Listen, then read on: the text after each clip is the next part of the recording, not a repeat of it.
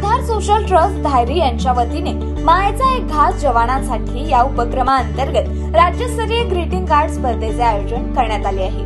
या वर्षीही राज्यस्तरीय ग्रीटिंग कार्ड स्पर्धा भव्य स्वरूपात आयोजित केली असून महाराष्ट्रातील विविध शाळा, सर्व वयोगटातील नागरिक यांना ग्रीटिंग कार्ड पाठवण्याचे आवाहन करण्यात आले आहे। या स्पर्धेचे 4 गट असून 30 ऑक्टोबर पर्यंत ग्रीटिंग कार्ड पोहोचतील असे आवाहन आधार सोशल ट्रस्टच्या वतीने करण्यात आले आहे। नमस्कार, मी संतोष एकनाथ साकणकर। आधार सोशल ट्रस्टच्या वतीने अनोखा एक उपक्रम दिवाळीच्या दरम्यान केला जातो, मायेचा एक घास भारतीय जवानांसाठी। याही वर्षी जवळपास 8वं वर्ष आपण या वर्षी त्याच्या माध्यमातून हा उपक्रम एक साजरा करतोय। भारतीय जवानांच्या प्रति अतिशय आदर ठेवून आणि अतिशय आत्मीयता ठेवून हा उपक्रम गेल्या 8 वर्षापासून पुण्याच्या धायरी परिसरामध्ये साजरा केला जातो। धायरी परिसरातील आमच्या माता भगिनी असतील, आमची छोटी मुलं असतील, आमचे ज्येष्ठ नागरिक असतील, सर्वच जण या उपक्रमामध्ये अतिशय उत्साहानं सहभाग नोंदवतात। आमच्या मायमाऊली भगिनी या सगळ्या दिवाळीमध्ये जो ताजा फराळ बनलेला असतो तो पहिल्यांदा आमच्या भारतीय जवानांना मिळावा, आमच्या घरातल्या कुटुंबाच्या रक्षणाला करणारा त्या भारतीय जवानांना, त्यांच्या भावाला मिळावा म्हणून पहिला घास तो या ठिकाणी आणून जमा करतात।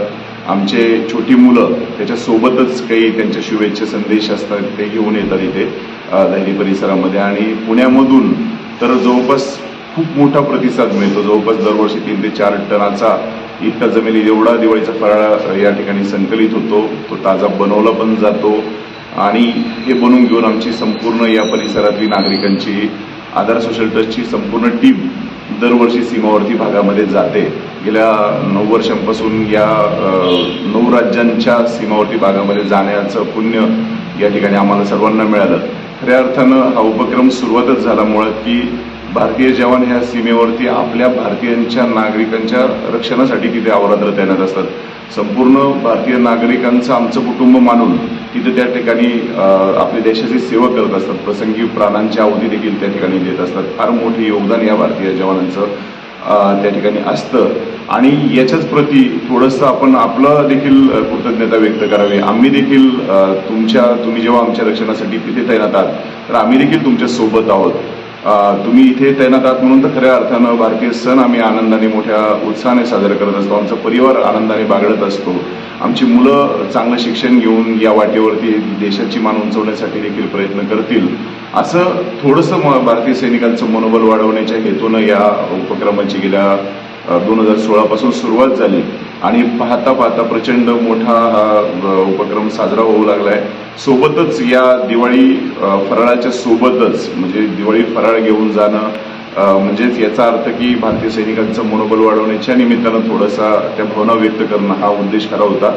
याच्यासोबतच खऱ्या अर्थानं की भारतीय देशाचं जे भविष्य आहे म्हणजे विद्यार्थी असतील, तरुण असतील तर यांच्या मनामध्ये देखील भारतीय जवानांप्रती आत्मीयता आणि आदर तयार व्हावा, त्यांच्याप्रती कृतज्ञता त्यांनी व्यक्त करावी म्हणून आम्ही सोबतच ग्रीटिंग कार्ड स्पर्धेचं आयोजन करायला सुरुवात केली। गेल्या 3 वर्षांपासून राज्यस्तरीय ग्रीटिंग कार्ड स्पर्धा आयोजन करायला लागल्यानंतर पुण्यातून त्याचा प्रतिसाद उदंड यायला लागला, पुणे जिल्ह्याच्या आजूबाजूने चांगला प्रतिसाद यायला लागला। सोबतच आम्हाला इतर जिल्ह्यामधून जशी जशी माहिती लोकांना, नागरिकांना, त्या विद्यार्थ्यांना कळायला लागली, शाळांना कळायला लागली की तिथून आम्हाला कॉल यायला लागले की बाबा आमचे देखील ग्रीटिंग तुम्ही सोबत घेतले पाहिजेत, तर ते देखील ग्रीटिंग पाठवायला लागले। त्याच्या माध्यमातून तर जो मागच्या वर्षी 2022 साली या उपक्रमाचा तर अगदी कळत झाला की 11 जिल्ह्यांमधून जवळपास 10,000 ग्रीटिंग त्या ठिकाणी आमच्याकडे संकलित दिवाळीच्या वेळी झाले।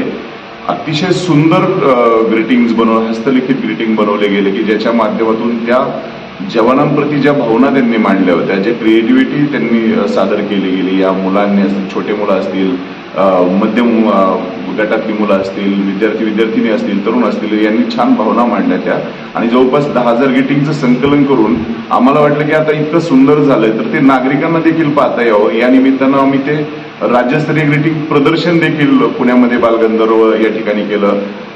जगप्रसिद्ध शास्त्रज्ञ पद्मश्री डॉक्टर रघुनाथ माशेलकर सर या प्रदर्शनाला पाहायला आवर्जून आले, त्यांनी देखील प्रशंसा केली आणि सैनिक आणि विद्यार्थी यांच्यामधील दुवा बांधण्याचा प्रयत्न या निमित्तानं आधार सोशल ट्रस्ट करते, असे गौरवोद्गार त्यांनी त्या ठिकाणी केले। खूप नागरिकांना, विद्यार्थ्यांना ते प्रदर्शन पाहून असं वाटलं की यार आम्ही सुद्धा याच्यामध्ये सहभागी व्हायला पाहिजे. म्हणून त्या प्रदर्शनाच्याच वेळी अनेक नागरिकांनी, विद्यार्थ्यांनी देखील त्या सगळे शुभेच्छापर संदेश आम्हाला आणून दिले. शुभेच्छापर संदेशामधलं एक एक जर क्रिएटिव्हिटी पाहिली तर जवानांच्या पर्यंत ज्यावेळेस ते पोहोचले, देशाच्या वेगवेगळ्या सीमांवरती आम्ही देखील सोबत नेले आणि इतर सीमावर्ती भागामध्ये सुद्धा ते पाठवले. ते वाचून अतिशय भावनिक होऊन भारतीय जवानांनी ते आदराने स्वीकारले. त्यांचं देखील छाती त्या ठिकाणी गहिवरून आली आणि त्यांनी स्वतः फोन करून ज्यांनी ग्रीटिंग पाठवले होते त्यांच्याप्रती आदर व्यक्त केला. त्यांना देखील धन्यवाद मानले की तुम्ही असे सोबत जर असताल तर निश्चित भारतीय सैनिक आणखीन अभिमानानं आणि छाती इथे पुढे काढून शत्रूशी सामना करायला तैनात आहे.